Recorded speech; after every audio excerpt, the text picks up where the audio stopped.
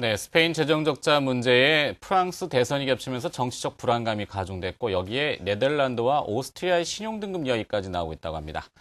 자, 부패도 아니고 참 골고루 나오고 있는데 이 문제 어떻게 생각해 봐야 되는지 동양증권의 박문환 팀장께 한번 여쭤보도록 하죠. 박 팀장님, 네, 안녕하세요. 네덜란드가 또 문제가 된다고요?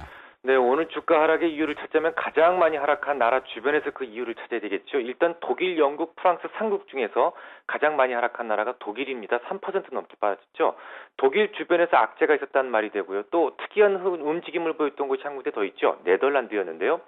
네덜란드의 독일 분투체와의 국채 수익률 격차는 어제까지만 해도 59베이스포인트 정도였던 것이 오늘 하루에만 16베이스포인트 급등해서 75베이스포인트를 기록했습니다. 이 네덜란드의 국채에 대한 CDS 프리미엄 역시 오늘 하루에만 11.5베이스나 튀었는데요.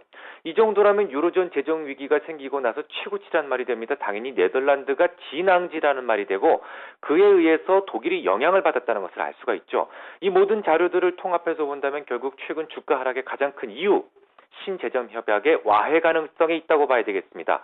프랑스에서 올랑드 대통령 당선 가능성 커지고 있다는 것이나 혹은 오늘 새벽에 네덜란드의 마르크 류테 총리가 사퇴한 것이 모두 독일이 그동안 지향해왔던 신재정 협약의 와해 가능성을 높이는 중요한 뉴스가 되고 있는 것이죠. 네, 네덜란드 문제. 히딩크 감독한테 물어볼 수도 없고 이 좀 더 구체적으로 어떤 내용입니까?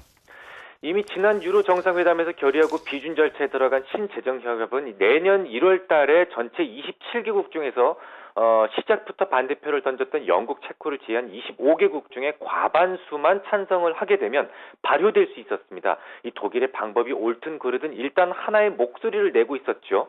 하지만 문제는 그 재정 협약의 기준이 너무 가혹해서 현재로서는 25개국 중에서도 지킬 수 있는 나라가 고작 4분의 1이 불과한다는 데가 그나마저도 이 독일의 강력한 지지 세력이었던 프랑스에서 차기 대통령으로 유력했던 올랑드 후보가 신재정 협약을 원점에서 다시 검토하겠다라고 했고 또 오늘 새벽에는 네덜란드의 총리가 사퇴하면서 믿었던 네덜란드 조차 신재정 협약에 대한 비준이 거의 물 건너간 상황이 되어버렸다면 사실상 신재정 협약 와해 위기에 놓일 수 있다라는 것이 주가 하락의 주된 이유죠. 그러면 네덜란드의 총리 사퇴가 왜 그렇게 중요한지 이유를 자세하게 설명드리겠습니다. 지금까지 네덜란드는 독일의 긴축 위주의 해법에 동의하는 편이었죠. 하지만 유로존의 부채 규모가 오히려 사상 최고치를 경신하고 네덜란드도 전년 동기 대비 큰 폭으로 증가하면서도 부채가 큰 폭으로 증가하면서도 오히려 GDP는 쪼그라드는 모습을 봤습니다. 이 가혹한 재정 긴축이 과연 효율적인 방법인지에 대해서 회의가 몰려들기 시작을 한 것이죠. 네덜란드 올해 부채 규모가 GDP 대비 70%로 넘어섰을 것을 전망되고 있는데요. 작년에 65%였다면 오히려 줄어든 게 아니고 늘었습니다. 허리띠를 졸라맸으면 좋아졌어야 되는데 그렇지 않았다라는 것은 단지 열심히 허리띠를 졸라매는 것 가지고는 한계가 있음을 보여주는 것이죠.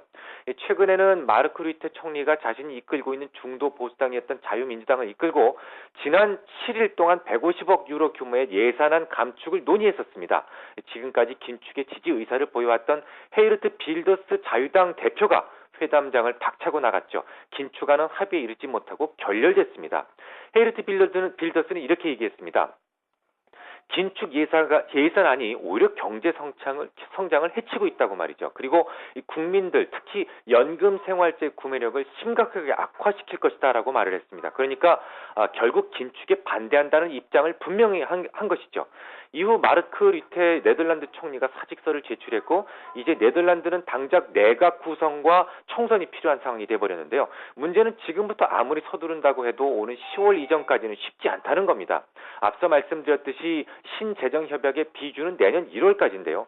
그렇다면 가장 중요한 독일의 우방국들 중에서 두 군데가 독일의 등을 지게 되는 것이죠. 이것은 곧 그동안 신재정협약을 주도했던 독일이 아주 난감한 입장에 놓이게 됐다는 것을 의미합니다. 그러니까 많이 빠진 것이죠.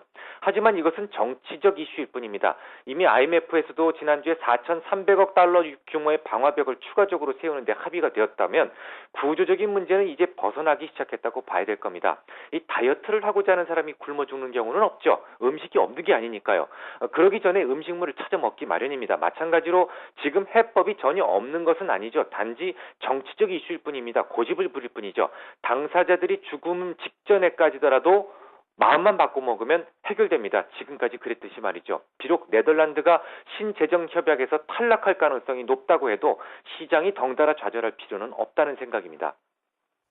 네, 정치적인 이슈에 주가가 조정을 받더라도 실망할 필요는 없다. 이렇게 결론이 나왔습니다.